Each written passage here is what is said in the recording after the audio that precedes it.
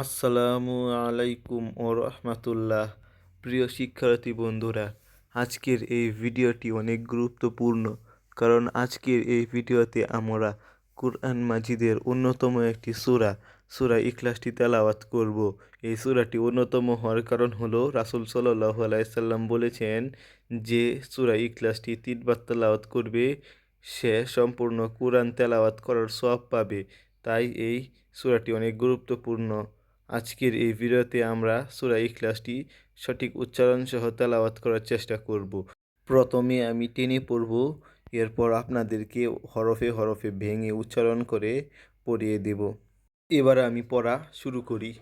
বিসমিল্লাহির রহমানির রহিম। কুল হুয়াল্লাহু আহাদ আল্লাহুস সামাদ লাম ইয়ালিদ ওয়ালাম ইউলাদ ওয়ালাম ইয়াকুল লাহু কুফুয়ান আহাদ। এবার আমরা হরফে হরফে ভেঙে ভেঙে পড়ব।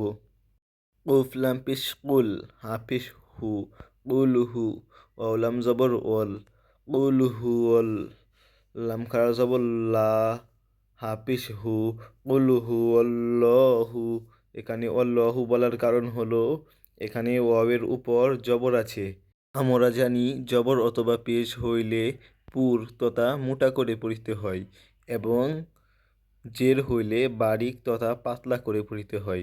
এখানে ওয়াওয়ের উপর জবর থাকায় অল্লাহু বলতে হবে। কুল হু অল্লাহু, আলিফ জবর আ, হা জবর হা, আহা, দাল দুই পেশ দুন, আহাদুন। এখানে ওয়াকফ হওয়ার কারণে আহাদ বলতে হবে। এখানে কলকলা হরফ দাল এসেছে। কুল হু অল্লাহু আহাদ, আলিফ লাম জবর আল, লাম খারা জবর লা, আল্লাহ, হা সৎ পেশ হুস, আল্লাহুস। এখানেও আল্লাহু বলা যাবে না, এখানে বলতে হবে আল্লাহু।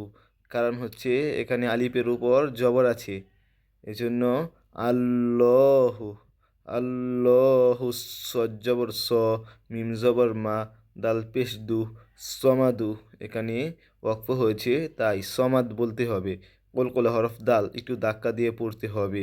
আল্লাহুস সামাদ, লাম মিম জবর লাম, ইয়া জবর ইয়া, লাম দাল লিদ, লাম ইয়ালিদ, কলকলা হরফ দাল, এই জন্য লাম ইয়ালিদ বলতে হবে। এরপর ওয়াও জবর ও, লাম মিম জবর লাম, ওয়ালাম, ইয়া অপেশ ইউ, এক আলিফটা নিয়ে পড়িতে হবে, কারণ হচ্ছে এখানে মদের হরফ হয়েছে। পেশের বাম পাশে যজমলা ওয়াও মদের হরফ, তাই ইয়া অপেশ ইউ, এক আলিফ টেনে পড়িতে হবে। ইউলাদ, লাম দাল জবর লাদ, ইউলাদ, ওয়ালাম ইউলাদ, এভাবে বলতে হবে কারণ এখানে কলকলা হরফ দাল এসেছে। ইউলাদ। এরপর ওয়াও জবর ও, লাম মিম জবর লাম, ওয়ালাম, ইয়া জবর ইয়া, ওয়ালাম ইয়া, কাফলাম পেশ কুল। এখানে কাফলাম পেশ কুল হবে, নুন হবে না, কারণ হচ্ছে নুনের উপর জজম এবং লামের উপর তাসদিদ, লামের উপর তাসদিদ থাকায় ওয়ালাম ইয়াকুল্লা হবে। এরপর হা পেশ হু, এখানে হার উপর উল্টা পেশ, এজন্য হু, খারা জবর খারাজের উল্টা পেশ হইলে এক আলিফ টানিয়া পড়িতে হইবে। এরপর কাপ পেশ কু, ফা পেশ ফু, ওয়াও দুই জবর ওয়ান, কুফু কুফুয়ন, ওয়ালাম ইয়াকুল্লাহু কুফুয়ন, আলিফ জবর আ, হা জবর হা, দাল দুই পেশ দুন, আহাদুন। এখানে ওয়াকফ হয়েছে তাই আহাদ বলতে হবে। ওয়ালাম ইয়াকুল্লাহু কুফুয়ান আহাদ, কুফুয়ান আহাদ। এবার আমি আপনাদেরকে আবার প্রথম থেকে পড়িয়ে শুনিয়ে দিচ্ছি। বিসমিল্লাহির রহমানির রহিম। কুল হুয়াল্লাহু আহাদ আল্লাহুস সামাদ লাম ইয়ালিদ ওয়ালাম ইউলাদ ওয়ালাম ইয়াকুল লাহু কুফুয়ান আহাদ।